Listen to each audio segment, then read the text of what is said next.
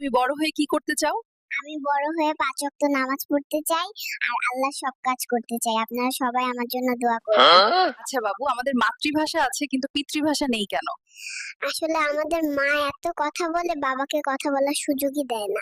বাবুরা, তোমাদের সমস্যা কি?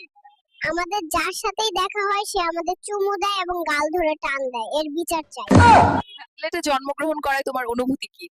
সিলেটে জন্মগ্রহণ করে নিজেকে লজ্জিত মনে হচ্ছে, কারণ সিলেটের মানুষ পাথর চুরি করে। তোমরা কিসের জন্য আন্দোলন করছো? আমাদের বাবা মা খাওয়ানোর সময় কার্টুন দেখানোর অভ্যাস করে আমাদের চোখ নষ্ট করে দিচ্ছে। এর বিচার চাই। আমরা একেবারেই নিঃস্ব। আমাদের বাবা মা ফেসবুক, টিকটক আর পরকীয়ায় হারিয়ে গেছে। আর ওদের ঝগড়ার কারণে আমরা একা হয়ে যাচ্ছি। এখন তারা আমাদের সাথে সময় কাটাতে ভুলে গেছে। এই, ডাক্তার কোথায় গেল? আমাকে কতই না কষ্ট দিল। তারে আজকে ডাক্তারি শিখাবো।